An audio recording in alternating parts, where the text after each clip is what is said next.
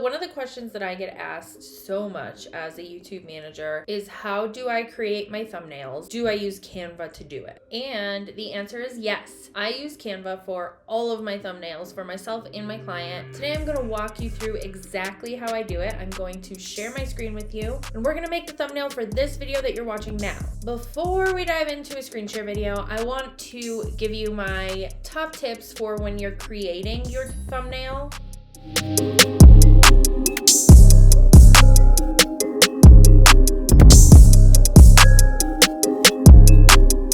If you're new here, welcome. My name is Sam, and I am a YouTuber, and I am also a YouTube manager for multiple successful YouTube channels. I started out as a virtual assistant after leaving my medical assistant job in 2019, and a few months after that, I started dabbling with video editing, and it blew up into full-on YouTube editing and strategy and management. So I decided to revisit my YouTube page from when I was repurposing content and start sharing what really sets my soul on fire, which is YouTube video and all things that go along with it. One of the most asked questions I get as a YouTube manager and strategist is, how do you create your thumbnails, and are they really that important? The answer to that question is absolutely. It is one of the most important things when you're creating a video.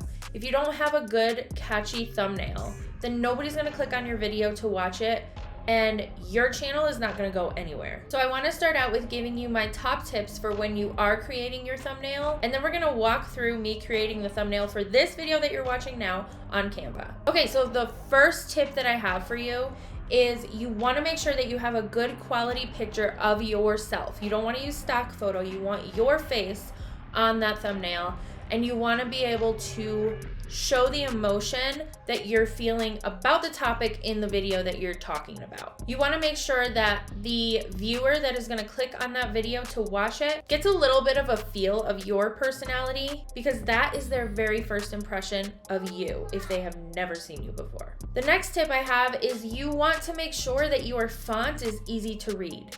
You don't want to use the script fonts or the handwriting fonts. You want it to be a block type font that's bold and can be read very easily. I have made this mistake myself, and I have seen so many other people do it too. If the viewer can't read what's on your thumbnail, they are going to keep scrolling. Chances are they're searching for something very specific, and if your thumbnail doesn't scream, click here, then they're just gonna keep on moving through. With that said, you want to make sure that you use very simple wording. You don't want any more than 4 words on a thumbnail if you can help it. This will keep your spacing optimal for easy reading when somebody is scrolling through YouTube search results. I don't really ever hear anybody mention this, ever, if at all, but you want to make sure that your text is primarily on the left side, because when somebody is scrolling through search results or they're on your channel page and they hover over your thumbnail, there are little icons that show up on the right side, and it's gonna block those words if you don't make sure that you keep all of your words on the left side. Okay, and the last tip that I have for you before we dive in and create the thumbnail for this video is your wording on your thumbnail either needs to be straight to the point about what your video is about, or be borderline clickbaity if it has to do with the video. Don't make the words on your thumbnail clickbaity words if they have nothing to do with your video. That is the most frustrating thing. When I'm watching a video or searching for a video and I click on it thinking it's about something, and it's about something completely different. So don't do that. All right, so those are my top tips for when you're creating your thumbnails.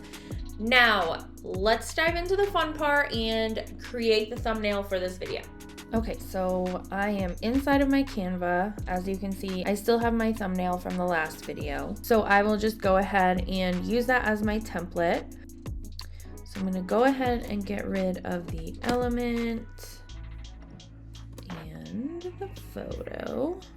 Okay, and then this is the photo that I'm using for this thumbnail. So we'll pull it into Canva. So as I said in the tips before this, you want to make sure that your text is on the left-hand side. The way my office is set up, my photos will always be me on the left-hand side. So I'll just pull it over and flip it, and we're good.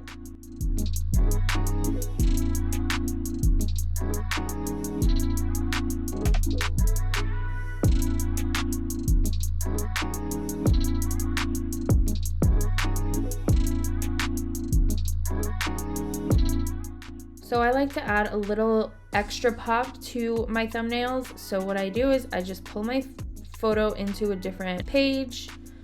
I will go ahead and flip it so it's already done. Edit, remove the background,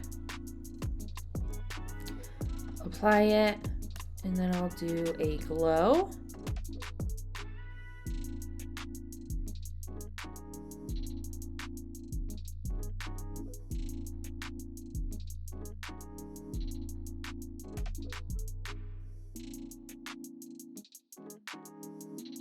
So now I will go ahead and save this, save it as a PNG with a transparent background.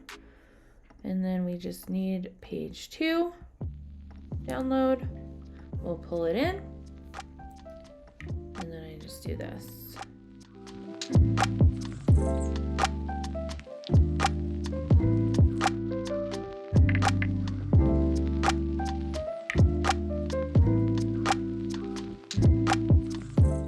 Now, I do like to keep the thumbnails kind of on a rotating color scheme to be more appealing to the eye when somebody's on your channel page.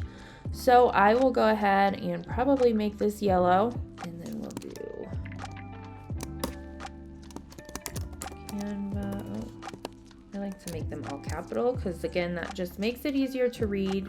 The font that I'm using is Intro Pro Bold. Some of the other fonts that I've seen used that are really good for thumbnails are the Poppins, Montserrat, just anything that's kind of blocky that is very easy to read.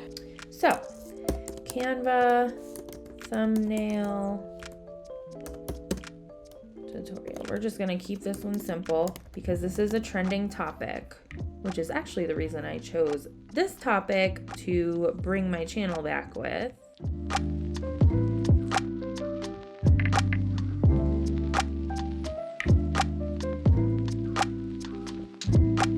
Let's do this. Let's try something different, guys.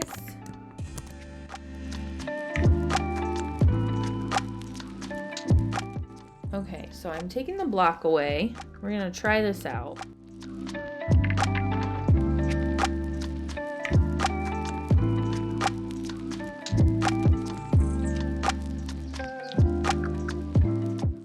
I go through phases with effects for the font. So right now, my favorite one is the splice. It just kind of makes it a little edgier, and you can mess with it and make it more offset or make it line up more and just make it look like your font is just outlined.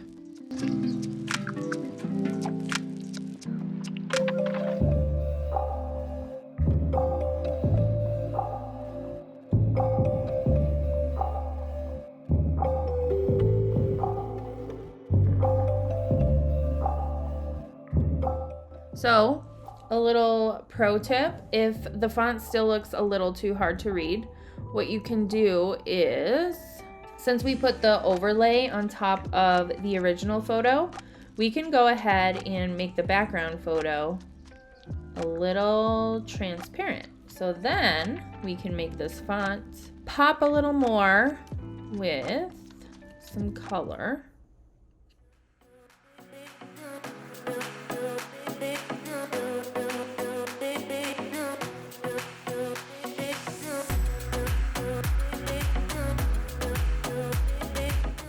One thing I want to add is that if you are talking about a specific product, when you add elements like the logos, sometimes it will boost your video a little more, especially if somebody is looking specifically, like say for a Canva thumbnail tutorial. If you have that logo, they don't even have to read. They know already that this is something to do with Canva, and that's going to grab their attention right away. So I'm going to go ahead and add this in here.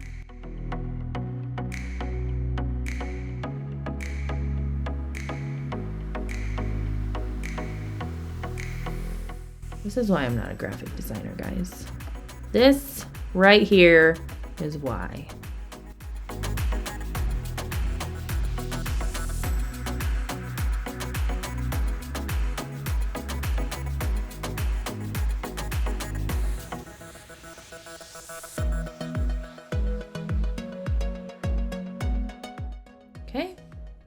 now we're done.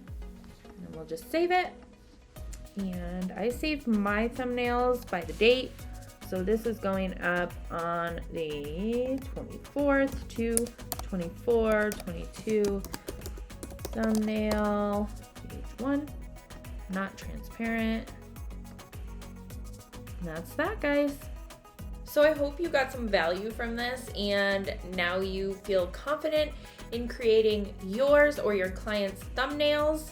If you have any questions, drop them in the comments below, or you can go follow me on Instagram. I am always hanging out on Instagram, so if you message me over there, any questions, I will probably get back to it very quickly. I have a secret.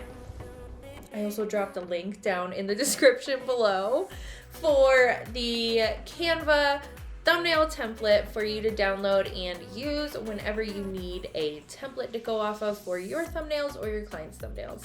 That is 100% free, so go ahead and grab that. And make sure you subscribe to my channel and hit the bell so that you are notified every week when I drop a new video. I am so excited again to be back, like so pumped to be sharing everything that I learned this past year and everything that I keep learning and getting to know you guys. Go follow me on Instagram, and I will see you guys next week.